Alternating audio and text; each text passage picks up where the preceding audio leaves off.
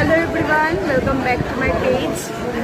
আজকে যখন আমরা সকালবেলা দর্শন করে এসেছি আর তারপরে তো হোটেলেই খাওয়া দাওয়া করেছি, এখন দুপুরের লাঞ্চের জন্য আমরা এসে পড়েছি 13 পার্বণ রেস্টুরেন্ট যেটা আছে। প্রচুর ভিড়, তোমাদের সঙ্গে শেয়ার করছি। প্রচুর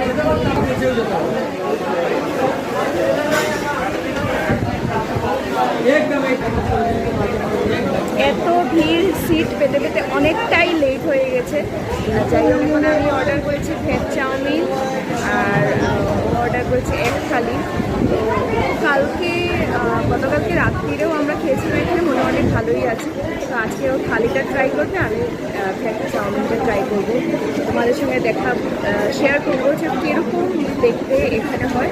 আর প্রচুর ভিড়, বাঙালির জন্য একদম বেস্ট রেস্টুরেন্ট আমি বলতে পারবো। আমরা যারা শিলচর আছি বা করিমগঞ্জে আশেপাশে আছি, আমরা শিলচরে জায়াস আমরা হোটেল যেটা আছে রেস্টুরেন্ট, সেটার মধ্যেই অনেকটা প্রাইস রেঞ্জ এরকমই। তো তোমরা আসতে পারো, এখন খাওয়া এসেছে। হোটেল সোনার বাংলা পুরীর ব্রেকফাস্ট কমপ্লিমেন্টারি খাওয়ার পর সত্যি কথা বলতে লাঞ্চের কোনো জায়গাই থাকে না পেটের মধ্যে। অ্যাটলিস্ট 5 PM পর্যন্ত তো চলে যায়, কিন্তু তারপর সন্ধেবেলা একটা খিদের জন্মায় আর কি পেটের মধ্যে। তো সেই জন্য আমরা চলে গেছিলাম আবার 13 পার্বণে, কেননা আগের দিন খেয়ে আমাদের ভালোই লেগেছিল প্রাইস হিসাবে সব কিছু। তো সেই জন্য আমরা চলে গেছিলাম আবার। আর এই দেখো, এক থালি এসে গেছে, ভাত, ডাল, একটা আলু পোস্ত করেছে ওরা, সঙ্গে একটা আর একটা আলাদা সবজি, ডেইলি চেঞ্জ হয়, চাটনি দিয়েছে আর এরকম এক কারি একটা দিয়েছে।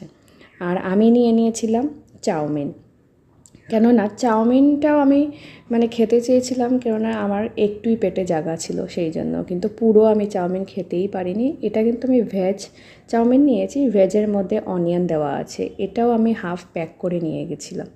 তো খুব টেস্টি খেতে, অনেকটাই অ্যামাউন্ট তোমরা দেখতে পাচ্ছ। আর তারপরে আমরা রাবড়ি নিয়েছিলাম আর মিষ্টি দই নিয়েছিলাম, এখানেই পাওয়া যায়। আর সবাইকে বলবো পুরী গেলে এই রেস্টুরেন্টে ভিজিট করবে, খুব ভালো লাগবে, ফ্রেশ খাওয়া পাবে। সো দেখা হচ্ছে আরেকটা মিনি ব্লগ নিয়ে তোমাদের সাথে।